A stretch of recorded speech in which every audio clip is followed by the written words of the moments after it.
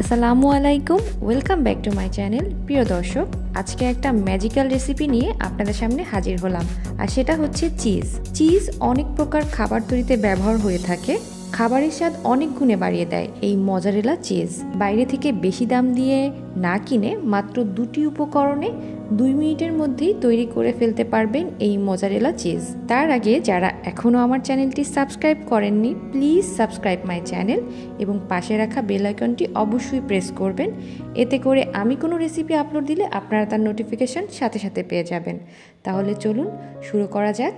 Mozzarella cheese তৈরির জন্য গরুর খাঁটি দুধ প্রয়োজন। প্যাকেটজাতকৃত দুধও হবে, তবে প্যাকেটের গায়ে লেখা র মিল্ক অথবা ফুল ফ্যাট মিল্ক আছে কিনা সেটা যাচাই করে নেবেন, তাহলে চিজটা খুব সুন্দর হয়। তো আমি এখানে 1 লিটার কাঁচা দুধ নিয়েছি।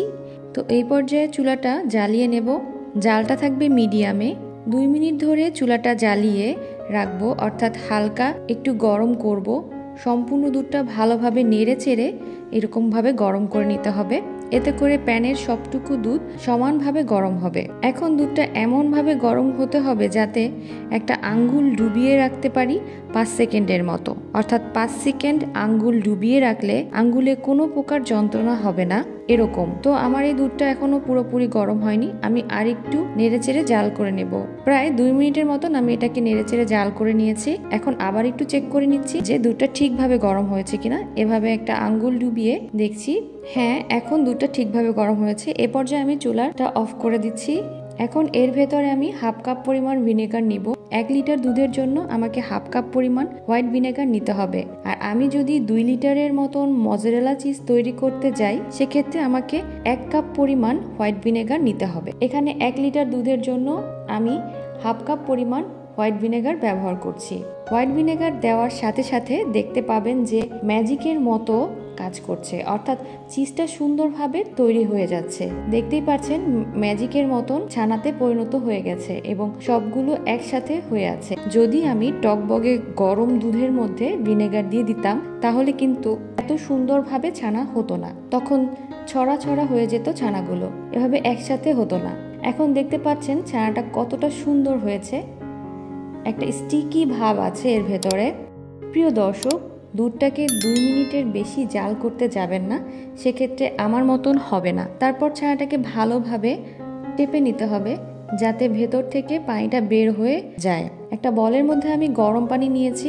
মজারেলা চিজের তৈরি করার জন্য সম্পূর্ণ ছানাটিকে আমি গরম পানির মধ্যে দিয়ে দেব। এভাবে গরম পানির মধ্যে দিব এবং ভালোভাবে চেপে নেব যাতে করে ছানার ভেতরে যে ভিনেগারের পানি রয়েছে সেই পানিটা বের হয়ে যায়। ভালোভাবে পানিটা বের করার পর আবারও গরম পানির মধ্যে দেব। সম্পূর্ণ ছানাটা এভাবে আমি 10 সেকেন্ডের মতন রেখে দিচ্ছি গরম পানির ভেতরে। তারপর আবার এটাকে উঠিয়ে চেপে নেব। এভাবে আমি 4 বার করে এই কাজটা করব। আমার চিজটা কিন্তু এখন পুরোপুরি তৈরি হয়ে গিয়েছে, দেখতে পাচ্ছেন।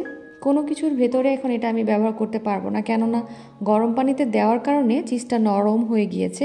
তাই এটাকে একটু ঠান্ডা পানিতে দিয়ে শক্ত করে নিতে হবে। একটু শক্ত করে নেওয়ার জন্য আমি এটাকে ঠান্ডা পানিতে রেখে দিচ্ছি, আর পানির ভেতরে আমি সামান্য একটু লবণ দিয়ে নিচ্ছি। তো লবণটা দেওয়ার পরে এখন আমি এটাকে ঠান্ডা পানির ভিতরে কিছুক্ষণ রেখে দিলেই এটা শক্ত হয়ে যাবে। তারপর আপনারা যে কোনো ডিশে এটা ব্যবহার করতে পারবেন।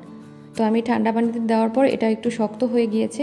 এখন এটাকে যদি আপনারা আরেকটু শক্ত করতে চান, তাহলে এটাকে আপনারা 1 ঘন্টার মতন নর্মাল ফ্রিজে রাখতে পারেন। তো আমি এটাকে আরেকটু শক্ত করতে চাচ্ছি, তাই 30 মিনিটের মতন এটাকে আমি নর্মাল ফ্রিজে এভাবে একটা এয়ারটাইট পলিথিনের ভিতরে ভরে রেখে দিচ্ছি। এভাবে চিজটাকে এয়ারটাইট করে নিতে হবে যাতে বাতাস ঢুকতে না পারে। চাইলে এয়ারটাইট বক্সেও রেখে দিতে পারেন। তো আধা ঘন্টা পর নর্মাল ফ্রিজ থেকে এটা বের করে নিয়েছি। এই চিজটা এই অবস্থায় নর্মাল ফ্রিজে 2 সপ্তাহ ধরে সংরক্ষণ করে নিতে পারবেন। এর থেকে বেশি সময় যদি সংরক্ষণ করতে চান, ক্ষেত্রে ডিপ ফ্রিজে রেখে সংরক্ষণ করবেন। প্রিয় দর্শক, বিশ্বজুড়ে চিজের মধ্যে সবথেকে বেশি জনপ্রিয় হলো মোজারেলা চিজ। চিজ দিয়ে তৈরি বিভিন্ন জিনিস আমরা খেয়ে থাকি, এর মধ্যে পিৎজা, বার্গার এগুলো আমাদের সবচেয়ে প্রিয়। চিজ আমাদের শরীরে বহু রোগের বিরুদ্ধে লড়াই করতে সহায়তা করে। হাড় এবং দাঁতের স্বাস্থ্যের উন্নতিতে, রক্তচাপ কমাতে, ক্যান্সারের ঝুঁকি কমাতে, শরীরের ওজন বৃদ্ধি করতে চিজ সহায়তা করে। এছাড়া অনেকে মনে করে থাকেন যে চিজ মনে হয় শরীরের জন্য ক্ষতিকারক। পরিমিত পরিমাণে খেলে এটা কিন্তু শরীরের জন্য উপকারী বয়ে নিয়ে আসে। তো এই চিজ দিয়ে কিন্তু আমরা খুব সহজে অনেকগুলো রেসিপি তৈরি করতে পারি। তো সেগুলো আপনাদের সামনে আমি শেয়ার করব। তো তার আগে আমি আপনাদেরকে চিজটা একটু কেটে দেখাচ্ছি। দেখুন, আপনারা দেখে হয়তো বুঝতে পারছেন চিজটা কতটা পারফেক্ট হয়েছে। আর এত সহজে যে মজারেলা চিজ তৈরি করা যায় সেটা কিন্তু আসলেই একটা অবাক করার বিষয়।